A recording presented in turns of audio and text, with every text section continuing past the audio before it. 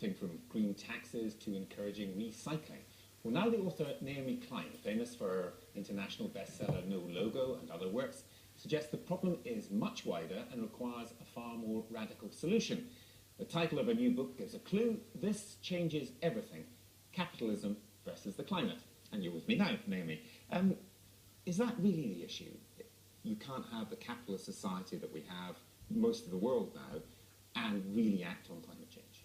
Well, I think there are two issues. One is the particular brand of capitalism that we have, which is this deregulated, unfettered, what Joseph Stiglitz, the Nobel Prize-winning economist, has called market fundamentalism.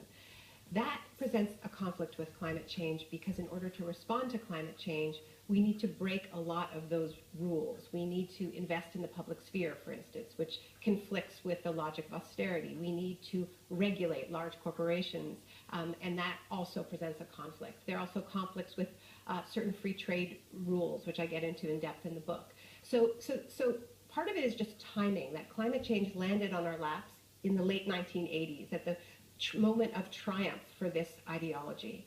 But now, because we have waited so long and allowed emissions to rise so spectacularly, emissions are up 61% since our government started negotiating to lower them.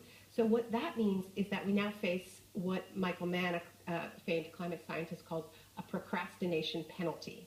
And what that means is we now need to lower our emissions so quickly and so deeply that it challenges the fundamental logic of unfettered growth. And that's where you get the real conflict with our capitalist logic. I want to get onto that big picture in a moment, but I mean, isn't an obvious caveat, it's not just capitalism. I mean, the USSR's record was abysmal, yes. China, and also Brazil and other places. So it's not just that model, it's perhaps the growth model. It's the quest for short-term growth. And I say capitalism because that's our economic system, that's the system we're under, but absolutely centralized state socialism was quite literally and proudly at war with nature.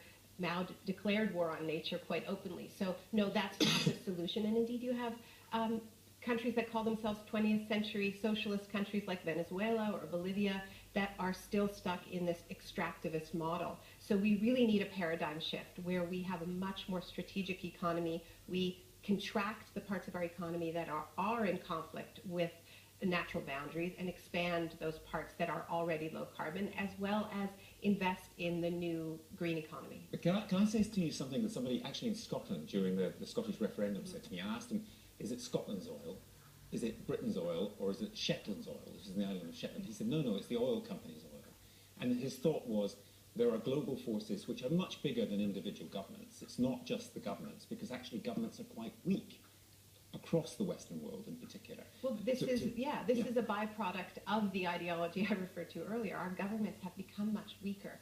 And I think so much of what I've encountered on this book tour speaking with people is just a sense of hopelessness. They feel like corporations are too powerful. They don't believe that they can rise to this challenge. And so that's what I think fundamentally we need an ideological shift. We need to reclaim control over the public sphere and reclaim the idea that we can exert power over corporations. In this day and age, that needs to be with governments cooperating with one another so that it happens simultaneously. But isn't there a hypocrisy here in all of us, which is, yeah, we want to solve the problems of climate change, but we also don't want to pay more for oil. We don't want to pay more for our electricity. And in this country, those politicians who said they want to keep electricity prices down, they get a boost in the polls. Well, electricity prices are pretty high in this country, despite the fact that you're burning fossil fuels.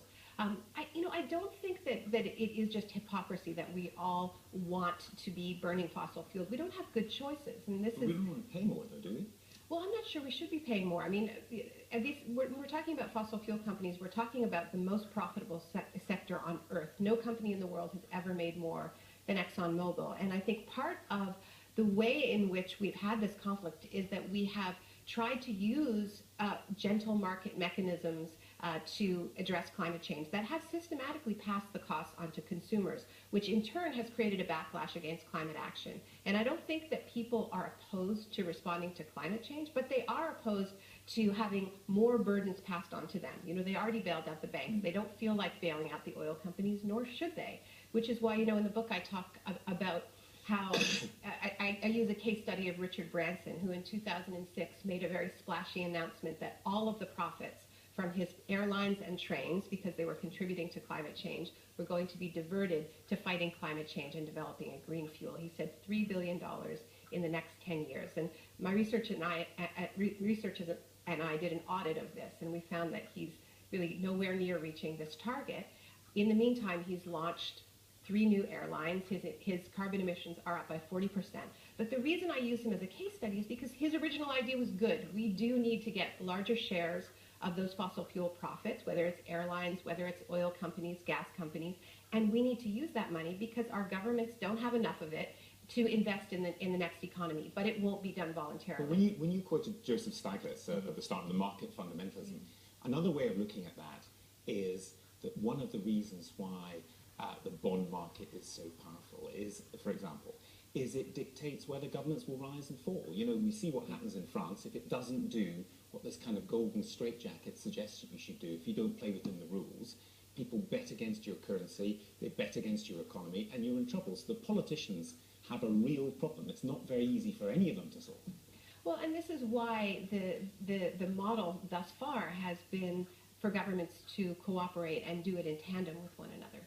That was the original idea of the UNCCC and everybody signing on to a joint climate convention. Weak governments find it very difficult to cooperate, don't they? That's the problem, isn't it? If Obama is weaker than, say, Reagan was or Clinton was, if Cameron is weaker than Blair and Hollande is weaker than Chirac, it's very difficult for them to cooperate. Well, I think there is another issue, which is there's a huge fossil fuel lobby that wants to protect its corporate interests.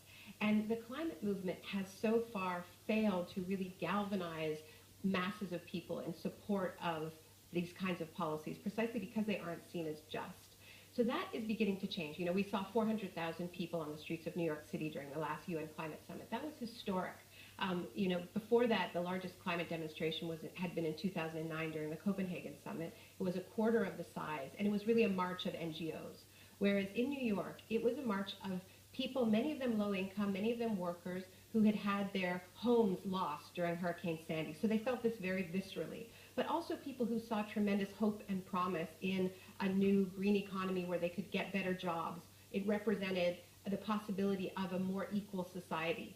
And I think that really is the key, because if we're pitting the economy against the environment will always lose. But if we can articulate a vision, and this is what I'm trying to do in the book, where we address both the genuine economic crisis, which is an inequality crisis, which is the fact that this economic system isn't just failing because temperatures are rising, but because of this failure to produce good jobs and widening inequality, and we can address climate change at the same time, then we have a winning formula.